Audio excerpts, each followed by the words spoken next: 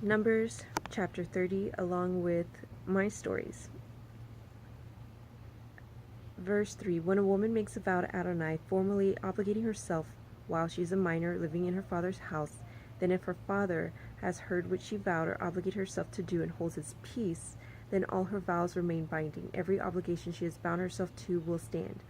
But if on the day her father hears it, he expresses his disapproval, then none of her vows or obligations she has bound herself will stand, and ADONAI will forgive her, because her father expressed his disapproval. If, having made vows or rashly committing herself to an obligation, she gets married, and her husband hears but holds his peace with her on the day he learns of it, then her vows and obligations she has bound herself to will stand. But if her husband expresses his disapproval on the day he hears it, he will vow or void the vow which is on her and obligations to which she has bound herself, and ADONAI will forgive her. The vow of a widow, however, or of a divorcee, including everything to which she has obligated herself, will stand against her. If a woman vowed in her husband's house or obligated herself with an oath, and her husband hears about it but held his peace with her and did not express disapproval, then all her vows and obligations will stand. But if her husband makes them null and void on the day he hears them, then whatever she said, vows or binding obligations, will not stand. Her husband has avoided them, and ADONAI will forgive her. Her husband may let every vow and every binding obligation stand,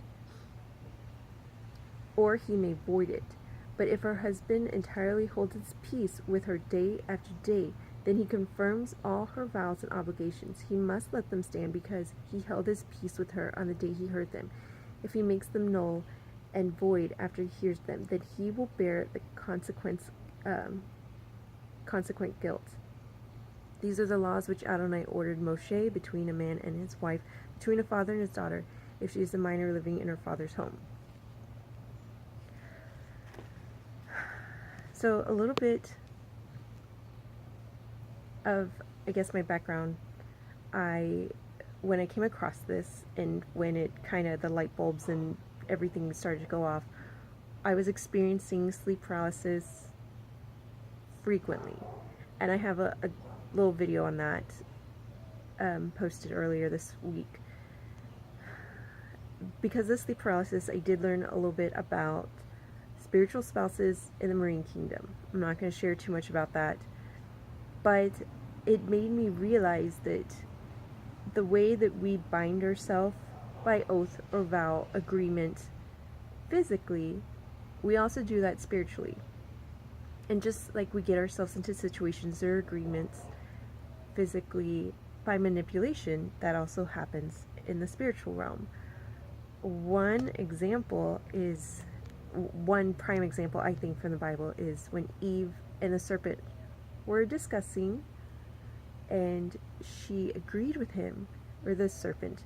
The serpent said, "Oh, if you eat this, you won't die." And she was like, "Oh, that sounds great. Let me agree with you. Let me go ahead and eat this." Now, Adam was right there.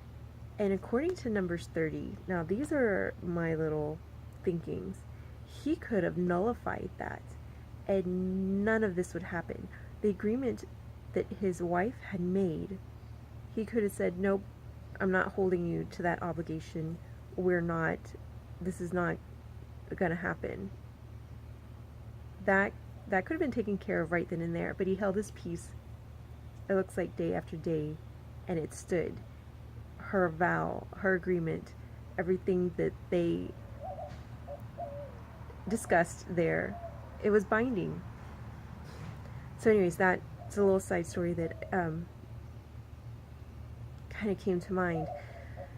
For me, I was going through a purge. I was experiencing what I was experiencing, and I realized that maybe I had made an agreement by manipulation, knowingly, unknowingly, and I needed to break any vows, agreements, covenants, oaths, whichever. I prayed, "Lord, you be the good father. You be the husband." The Bible talks about God being the husband of Israel. Israel is the wife. So as grafted in, or as Israelite, I called on that. I was like, "Lord, you are the husband." So, and also Christ, the church is the bride of Christ. So I called on that and I said, I need you, please annul me of these vows, annul me of any agreements that I made that were outside of your will, anything ungodly, and then show them to me so that I can not go back into that and I can separate myself from that.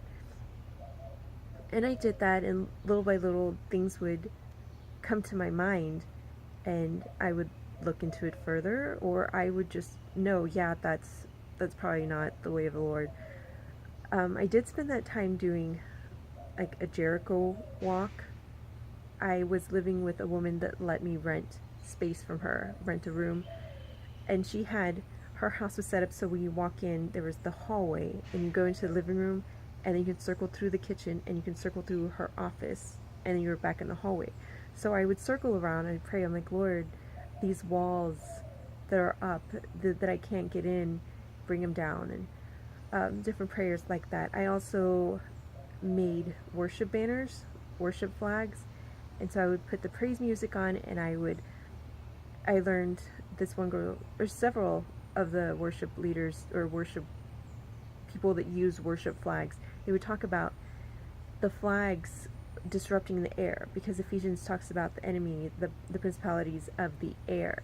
And so putting the praise in the air with music and with the worship flags, I prayed that it would disrupt anything in my house, and that that the house would serve the Lord. Everything in the house would serve the Lord. So those were a few things that I felt prompted to do when I read Numbers chapter 30. Just purging any agreement that I had made with the enemy, or anything that was ungodly. And I did get rid of a lot of trinkets, little things that I had picked up along the way, or thinkings that I had picked up along the way. So